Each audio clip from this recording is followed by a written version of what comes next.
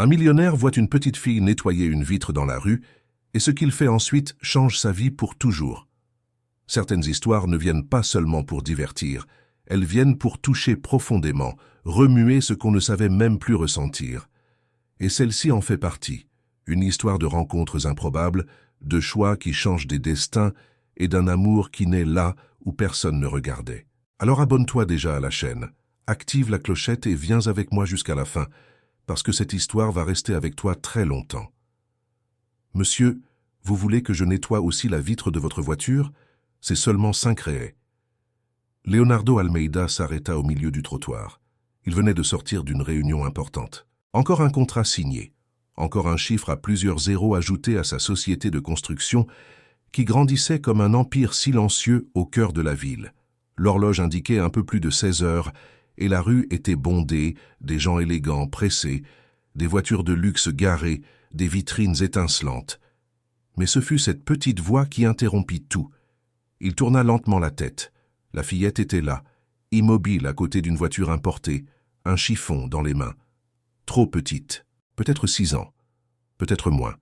Le t-shirt rose délavé, déchiré près de l'épaule, les cheveux attachés n'importe comment, les pieds dans des sandales usées, et dans les mains, un chiffon humide, déjà noirci par tant d'usage. Elle ne semblait pas demander de l'aide. Elle travaillait, avec une concentration qui ne correspondait pas à son âge. Leonardo la regarda quelques secondes. Personne d'autre ne semblait la remarquer. Les gens passaient comme si elle faisait partie du décor, comme si elle était invisible. Mais lui, il la vit, et après l'avoir vue, il ne put plus l'ignorer. « Vous voulez que je nettoie la vôtre aussi, monsieur? Elle sera toute propre. » Sa voix était assurée, sans honte, sans peur, juste directe. Leonardo respira profondément avant de répondre. « Quel âge as-tu » Elle s'arrêta, leva le visage et le regarda droit dans les yeux. « 6 ans. Mais je vais bientôt en avoir 7. » Elle dit cela avec une naturelle qui ressemblait presque à de la fierté. « Et tu fais ça toute seule ?»« Je travaille. » La réponse fut simple, comme si c'était évident, comme s'il n'existait pas d'autre option. Leonardo regarda autour de lui, comme s'il espérait voir un adulte quelque part. Il n'y avait personne. « Et tes parents ?» La fillette resta silencieuse un instant. Juste un instant. Puis elle répondit « Ils sont devenus des petites étoiles. » La phrase fut dite légèrement, mais elle tomba lourdement. Leonardo sentit quelque chose se serrer dans sa poitrine, quelque chose qu'il ne savait pas expliquer. Il n'avait jamais été doué avec les enfants. En réalité, il les évitait. Les enfants n'avaient jamais fait partie de ses plans. Jamais. Depuis très jeune, il avait une idée claire. Le succès exigeait de la concentration. Et la concentration n'allait pas avec les distractions. Et les enfants étaient des distractions. C'est ainsi qu'il pensait. Claudia, son épouse, avait toujours été d'accord, ou du moins elle disait qu'elle l'était.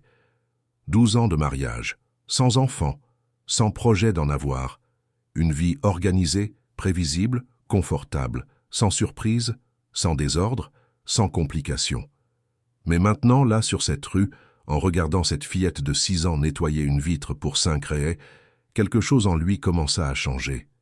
« Comment tu t'appelles ?»« Alice. » Elle répondit sans hésiter et continua de nettoyer. Des gestes soigneux, minutieux, comme si ce verre était la chose la plus importante au monde. « Tu fais ça tous les jours ?»« Tous les jours où il ne pleut pas, » dit-elle. « S'il pleut, on ne peut pas. » Leonardo faillit sourire. La logique simple, directe, sans plainte.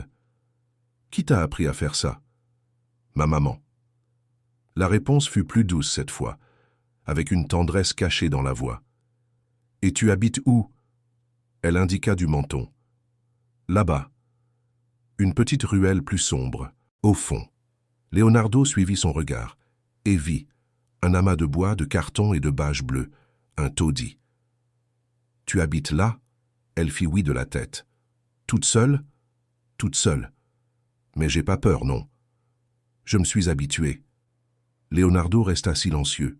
Une enfant, 6 ans, habituée à vivre seule. Il mit la main dans la poche de sa veste, sortit son portefeuille, prit un billet, le tendit vers elle. Alice recula d'un pas. « Je n'accepte pas sans travailler, non.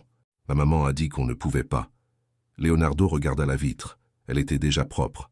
Très propre. Tu as déjà travaillé. Elle se tourna, évalua le résultat avec attention, pensa une seconde, puis prit l'argent avec précaution, le plia, le rangea dans sa poche. « Merci, monsieur. » Et elle retourna au travail. Comme si ce n'était qu'un jour ordinaire de plus. Leonardo ne partit pas. Il resta là, à observer, sans comprendre pourquoi, jusqu'à ce qu'elle parle à nouveau. « Monsieur, vous êtes encore là ?»« Oui. »« Pourquoi ?» Il ne sut pas répondre.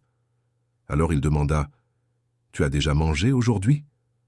Alice hésita, juste une seconde. Mais ce fut suffisant. « Je vais encore manger. » Leonardo connaissait cette réponse. C'était un mensonge. Il la regarda. Le chiffon, les petites mains, la vie trop dure pour cet âge. « Viens avec moi. » Elle s'arrêta, méfiante. « Où ça ?»« Manger quelque chose. » Elle plissa les yeux. « Monsieur, vous me connaissez pas. Je sais. Mais tu as faim, et moi aussi.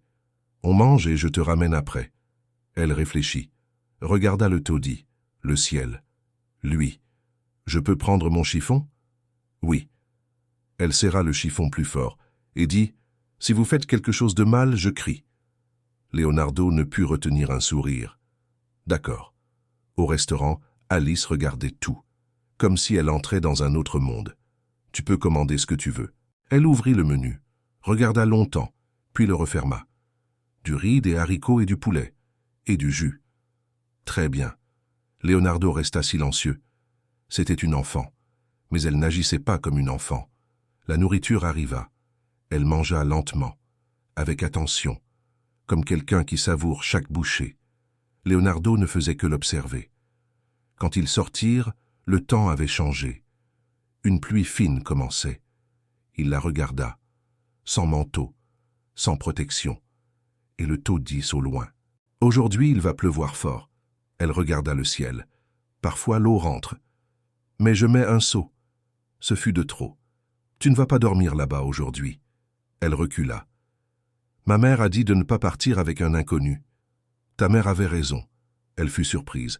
Mais elle aussi voudrait que tu sois en sécurité. Tu viens avec moi. Juste aujourd'hui. Demain, je te ramène. Il dit. Tu promets? Je promets. Si tu jures? Je jure. Alice réfléchit, respira profondément. D'accord. Mais je prends mon chiffon. Leonardo acquiesça. Il ne le savait pas encore. Mais ce moment avait déjà tout changé. Quand ils arrivèrent à la maison, le silence fut immédiat.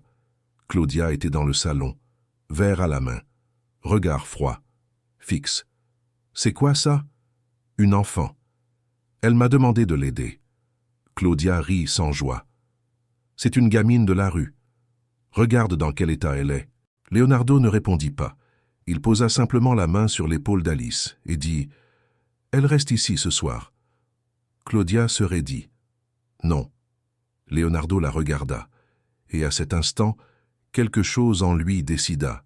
« Si, elle reste. » La tension resta suspendue dans l'air pendant quelques secondes qui parurent interminables. Claudia croisa les bras, observant Alice de haut en bas, comme si elle se trouvait face à quelque chose qui n'aurait jamais dû exister dans cette maison. Leonardo le perçut, et pour la première fois depuis longtemps, il ne détourna pas le regard. « Elle reste ce soir », répéta-t-il, la voix plus ferme. Claudia eut un rire court et sec. « Tu es devenu fou. » « Regarde ça, Leonardo. Tu ramènes une gamine de la rue chez nous comme si c'était normal. » Alice restait immobile à côté de lui, serrant son chiffon très fort, sans rien dire, mais elle entendait tout. Leonardo baissa légèrement les yeux, croisa son regard une seconde, et vit. Elle y était habituée. Ce n'était pas nouveau. C'était juste un jugement de plus. Il releva les yeux vers Claudia. « Elle a un nom. Alice. Et elle va dormir ici ce soir. » Claudia détourna le visage, irritée. « Tu ne sais même pas d'où elle vient, si elle a des maladies, si elle va abîmer quelque chose. »« Elle n'est pas un problème, » répondit-il. « C'est une enfant. » Le silence revint. Lourd. Claudia respira profondément, prit son verre et avala la moitié du vin d'un coup. « Fais ce que tu veux. »« Fais, mais ça n'ira pas loin. » Leonardo ne répondit pas. Il appela simplement Donna Rosa. La gouvernante apparut presque aussitôt, surprise par la présence de la fillette. « Préparez une chambre, des vêtements propres, et quelque chose de chaud à boire pour elle. » Donna Rosa acquiesça mais ne put cacher son regard ému. Alice observait tout en silence. Quand ils montèrent l'escalier, elle marchait lentement, regardant chaque détail. Le lustre, les murs, le sol brillant. Elle s'arrêta au milieu du couloir, regarda Leonardo. « Je peux marcher ici ?» Il fronça les sourcils. « Bien sûr que tu peux. » Elle hésita. « C'est que ça a l'air important. » Leonardo sentit un serrement dans la poitrine. « Tu peux marcher où tu veux ici. » Elle fit un pas, puis un autre, comme si elle entrait dans un lieu sacré. Dans la chambre, Donna Rosa apporta des vêtements propres. Alice toucha le tissu, passa la main dessus. « C'est pour moi. » « Oui. » Elle sourit, un petit sourire, mais sincère. Après le bain, Alice apparut les cheveux encore humides, vêtue d'habits qui semblaient trop neufs pour elle. Elle s'assit au bord du lit, avec son chiffon toujours dans la main. « Tu peux le laisser, » dit Leonardo. Elle secoua la tête. « Non. C'est à moi. » Il n'insista pas. Donna Rosa apporta un verre de lait chaud. Alice le prit avec précaution, souffla dessus avant de boire, comme si elle savait exactement comment faire. Cette nuit-là, Leonardo ne parvint pas à dormir. Il resta dans son bureau. À réfléchir, quelque chose ne collait pas. Une enfant de cet âge, seule, qui survivait? Il ouvrit son ordinateur, commença à chercher. Nom, quartier, registre. Et il trouva. Le père. Carlos Enrique Almeida. Ouvrier. Mort dans un accident. Sur un chantier. Une poutre. Leonardo s'arrêta, sentit son corps se glacer. Ce chantier, c'était le sien, des années plus tôt, avant la croissance, avant la stabilité, avant l'argent facile. Il continua de lire.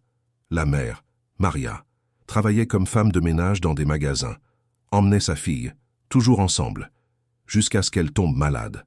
Après cela, tout s'était écroulé. Alice avait fini dans un foyer, s'était enfuie, était revenu au taudis, seul. Leonardo referma l'ordinateur lentement, restant à fixer l'écran noir. Le passé était revenu. Et ce n'était pas par hasard. Le lendemain matin, il se leva tôt, alla jusqu'à la chambre. La porte était entr'ouverte. Alice était assise sur le lit, jambes croisées, regardant par la fenêtre. « Bonjour. » Elle se tourna, sourit. « Bonjour, monsieur Leonardo. » Il entra, s'assit à côté d'elle. « Tu as bien dormi ?»« Oui. »« Ici, il n'entre pas d'eau. » La réponse fut simple, mais lourde. Il respira profondément. « Ici, il n'entrera jamais d'eau. » Elle le regarda, avec une attention différente, comme si elle essayait de comprendre si c'était vrai. « Tu promets ?»« Je promets. » Elle fit oui de la tête, comme si elle avait décidé de faire confiance. Dans la cuisine, le petit déjeuner était déjà prêt. Alice regardait tout, avec calme, sans exagération, mais avec curiosité. « Tu peux manger, » dit-il. Elle prit le pain, lentement. Avant de donner la première bouchée, elle le regarda. « Tu es sûr ?»« Oui, tous les jours. » Elle mordit, ferma les yeux une seconde, comme si elle voulait garder ce moment. Leonardo le remarqua, et cela resta en lui. Les jours suivants, Alice ne demanda pas à partir, et lui ne l'emmena pas. La maison changea, le silence changea, le temps changea. Leonardo commença à rentrer plus tôt, s'asseyait par terre, jouait, écoutait, quelque chose qu'il n'avait jamais fait avant. Un jour, pendant qu'elle dessinait, Alice demanda « Monsieur a des enfants ?» Il hésita. « Non. » Elle continua de dessiner, sans lever le visage. « Mais monsieur a la manière. » Il fronça les sourcils. « Pourquoi ?»« Parce que monsieur écoute. » La phrase fut simple, mais elle resta, forte, impossible à ignorer. À la 3e semaine, tout changea définitivement. Leonardo rentra à la maison et trouva une femme dans le salon, dossier à la main, Claudia à côté, sérieuse, assistante sociale. Il comprit immédiatement. « C'est quoi ça ?» Claudia répondit « J'ai réglé le problème. » Leonardo resta immobile. « Tu as fait quoi? Elle ne montra aucune hésitation. Cet enfant n'est pas à nous. Elle ne le sera pas, et elle ne restera pas. Alice apparut en haut de l'escalier, regardant, en silence. Leonardo monta, lentement, s'assit à côté d'elle. Il y a une personne ici. Elle veut savoir où tu vas habiter. Alice resta silencieuse, puis demanda « Je vais partir ». Il respira profondément. « Je ne sais pas encore. Mais je veux savoir ce que toi tu veux. Tu veux rester ?» Elle regarda autour d'elle, la chambre, les dessins, la fenêtre. Puis le regarda. « Oui ?» La réponse fut basse mais ferme. Leonardo acquiesça, descendit les escaliers, regarda l'assistante sociale et dit « Je veux entamer la procédure d'adoption ». Le silence fut total. Claudia resta sans réaction. « Tu es devenu fou !» Il ne répondit pas. Parce que pour la première fois, il était complètement certain. La procédure dura des mois, mais Leonardo n'abandonna pas. Le jour final, Alice serrait sa main très fort. Quand ils sortirent du tribunal, elle le regarda et demanda tout bas « Je peux t'appeler papa ?» Leonardo sentit ses yeux s'emplir et répondit sans hésiter « Oui, tu peux ». Elle sourit de cette façon simple qui transformait tout. Dans la même rue où tout avait commencé, Alice s'arrêta devant une vitre et vit le reflet des deux ensemble. « On est beau, papa », dit-elle. Leonardo respira profondément, pour la première fois sans hâte, sans vide. La vie avait complètement changé. Et enfin, il avait trouvé ce que l'argent ne pouvait jamais acheter.